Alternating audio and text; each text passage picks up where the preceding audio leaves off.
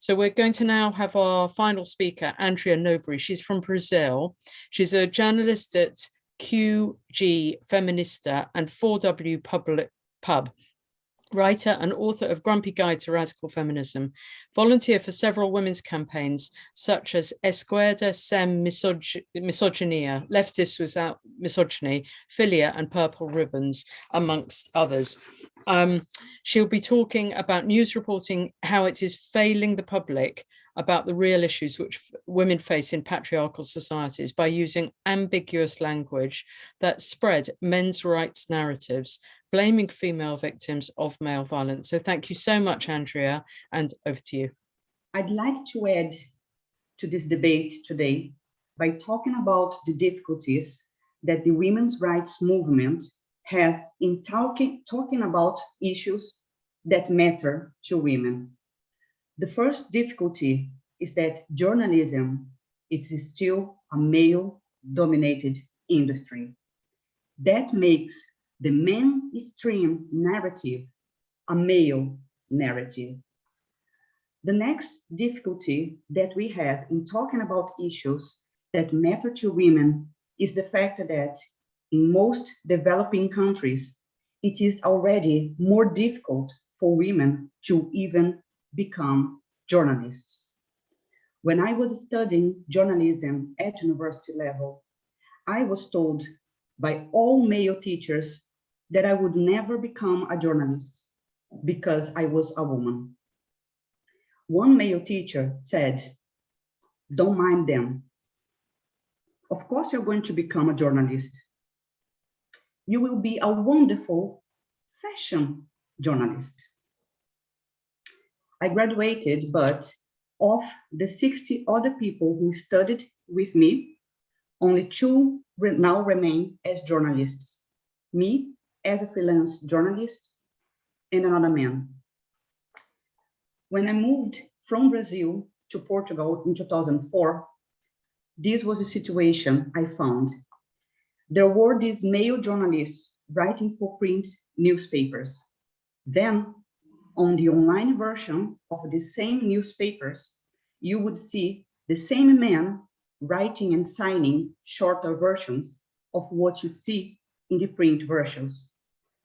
Then, in the free newspapers that you find in train stations, bus stations, like Metro, you would still see the same men writing and signing even shorter versions of the same story for these free newspapers. There were no jobs available to other journalists, and the journalists with all these jobs were all men. When women do become journalists, they face pay gaps, they face maternity rights disrespected, and they face harassment from male colleagues, harassment on the streets while reporting, and harassment online after reporting, especially on female issues. And this is when they even get to report on female issues at all. Because when I was writing for a blog to Huffington Post Brazil, I had to alternate pieces on female issues with pieces about all other issues. I wasn't allowed to publish 2 pieces in a row talking about women's issues. All of this is still happening, but now it got even worse, especially after 2016, when the mainstream media was captured by trans ideology. That was when my submissions started to be rejected altogether because I refused to pander to misogynistic language, such as referring to men as trans women, because I refused to refer to women as vulva owners and menstruators. This gagging on female issues and female voices happened all over the world around the same time. I have several female journalists who follow me on social media who tell me that they can't publish pieces that don't center men who say they are trans, or pieces about female issues that refer to adult human females as women, or even to talk at all about issues that only affect women and girls. And I can't even say where these female journalists work at, because they work for mainstream media outlets. And if they are found to be associated with me, or if I publish a piece about their gagging, they might lose their jobs. So in 2017, I was offered a platform at QG Feminista, feminist headquarters, which became the biggest radical feminist publication in Brazil. In 2020, I was invited to be a regular contributor of 4 women publications. In these 2 outlets, I could finally report properly on female issues without being forced to use the humanizing language towards women. At QG Feminista and 4 Women publication, I can publish pieces that matter for the women's rights movement. Why is language so important to the women's rights movement? Because journalism is still a male institution. Journalists are still reporting about gender violence when this is a phrase that hides both the perpetrator and the victim of a crime. It's not gender violence, it's male violence against women.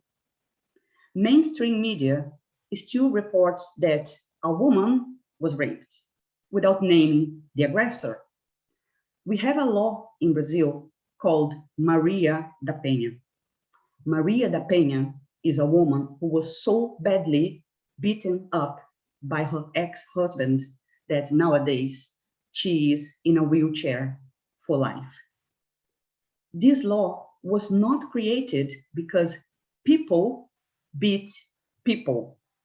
It was created because men beat women. Clear language on women's issues is also necessary for us to inform the public correctly about the conflict between the current form of transgender ideology and women's rights. Women are not oppressed because they identify as women. Gender identity has nothing to do with why or how women have their reproductive labor exploited by men in patriarchal societies. We can't find sexism if we can't see sex, or if the general public is told that biological sex is on a spectrum, or that anyone, including men, can identify as women. When a Scottish media outlet reports that a woman has exposed her penis, which is a real case that happened this year, the public is misled to believe that a penis can be a female genital. Rape is not a female crime, it's a male crime. Only men rape, and there is no such a thing as a female penis. When the New York Times reports that the killer of 3 women is a woman because the killer says he is trans, the public is led to believe that a woman killed 3 other women. This erases femicide, which is men killing women, and attributes men's crimes to women. It blurs statistics of male violence against women and fuels the masculinity movement, who keeps insisting that women are as violent as men, arguments that are commonly used to justify, for instance, mixed sex intimate spaces. When the media is reporting on trans athletes, saying that women's campaigners are trying to ban trans people from competing, they are misleading the public to believe that it is fair for men with a special female gender identity to be allowed to compete in female sports categories. No one is trying to forbid trans people from competing. The issue is not trans people in sports. The issue is men in female sports categories. These are tactics used to lead the public in accepting men in female sports, in female public intimate spaces, female prisons, and resources or career opportunities created by women for women to tackle inequality and lack of female representation. The reason that so many public figures are on board with gender ideology and most of the general public is still unaware of what is at stake, it's because they are ill-informed by mainstream media. Journalism made by women who understand these issues, media outlets created by women, and independent publications that are not gagged by trans organizations are a vital tool to fight against all that. So these journalists need the support of women's campaigners with their readership, their sharing, and even their donations, because we are documenting the main issues affecting women and girls around the world, bringing female issues to the bulk of our work, because we still have a lot to do to end female oppression globally. We are also reporting on the many ways in which transgender ideology harms the women's rights movement.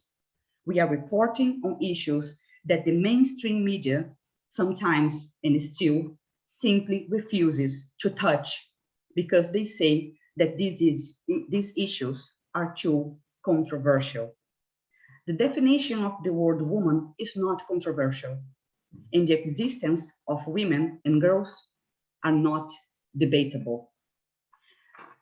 I'd like to conclude this reading, it's not much of a talk, by saying that second wave feminists wrote furiously their newsletters, and several women's organizations are doing that now again.